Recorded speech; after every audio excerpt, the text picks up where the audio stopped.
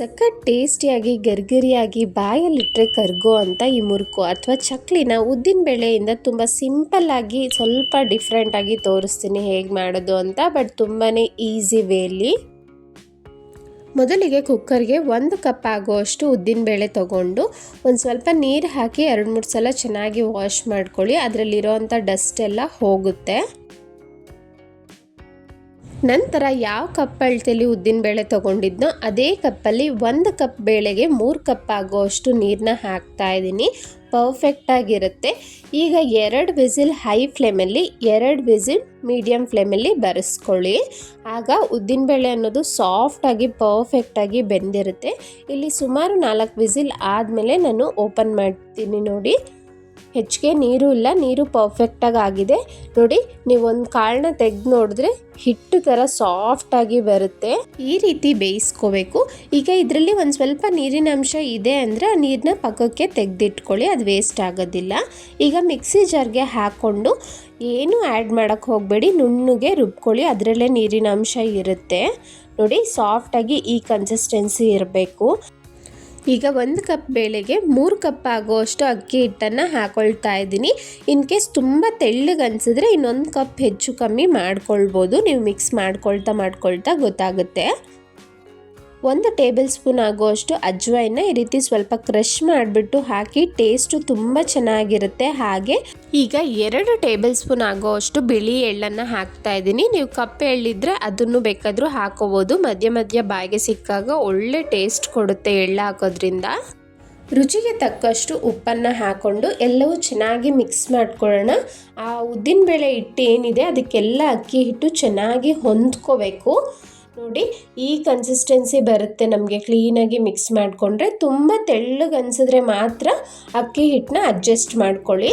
ನಾನಿಲ್ಲಿ 1 ಕಪ್ ಬೇಳೆಗೆ 3 ಕಪ್ ಅಕ್ಕಿ ಹಿಟ್ಟು ಹಾಕಿದ್ದೀನಿ. ಪರ್ಫೆಕ್ಟಾಗಿ ಈ ಕನ್ಸಿಸ್ಟೆನ್ಸಿ ಬಂತು. ಕೈನ ತೇವ ಮಾಡಿಕೊಂಡು just 1 or 2 table spoon water ಹಾಕ್ಕೊಂಡು ಎಲ್ಲವೂ ಮಿಕ್ಸ್ ಮಾಡಿ ಸಾಫ್ಟಾಗಿ ಆಗುತ್ತೆ. ಈಗ ನಮಗೆ ಕ್ರಂಚಿಯಾಗಿ ಕ್ರಿಸ್ಪಿಯಾಗಿ ಬರಬೇಕು ಅಂತ 2 ಟೇಬಲ್ ಸ್ಪೂನ್ ಎಣ್ಣೆನ ಚೆನ್ನಾಗಿ ಕಾಯಿಸ್ಬಿಟ್ಟು ಹಾಕಿದ್ದೀನಿ.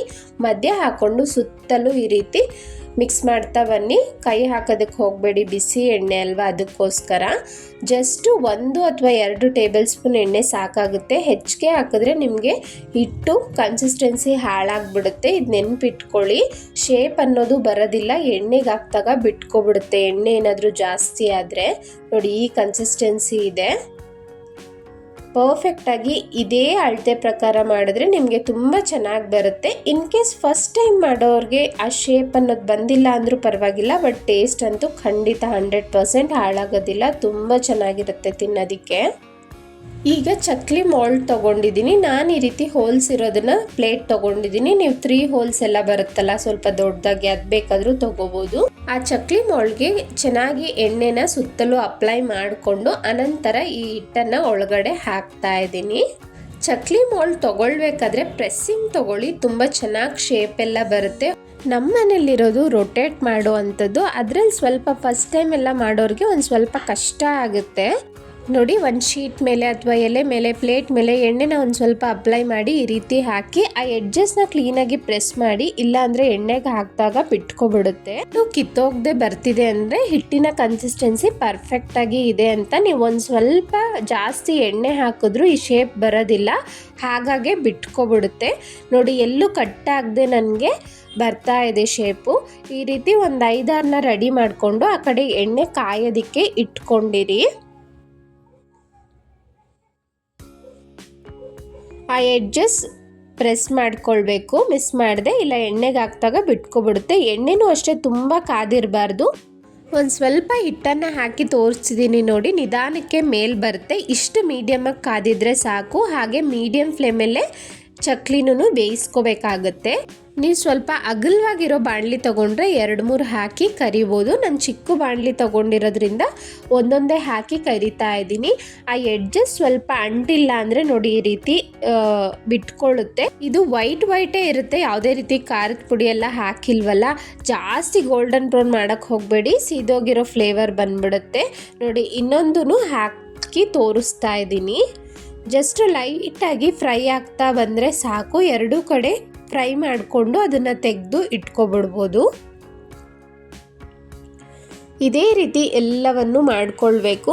ಸ್ಟೆಪ್ ಬೈ ಸ್ಟೆಪ್ ನಾನು ಹೇಳಿದ್ದನ್ನು ಫಾಲೋ ಮಾಡಿದ್ರೆ ತುಂಬ ಚೆನ್ನಾಗಿ ಬರುತ್ತೆ. ನೀವು ತಿಂಗಳಾನುಗಟ್ಟಲೆ ಸ್ಟೋರ್ ಕೂಡ ಮಾಡ್ಬೋದು. ಟೇಸ್ಟು ತುಂಬಾ ಚೆನ್ನಾಗಿರುತ್ತೆ. ಕ್ರಂಚಿಯಾಗಿ ಕ್ರಿಸ್ಪಿಯಾಗಿ ತುಂಬ ಚೆನ್ನಾಗಿ ಬಂದಿತ್ತು. ಮಕ್ಕಳಂತೂ ತುಂಬಾ ಇಷ್ಟಪಡ್ತಾರೆ.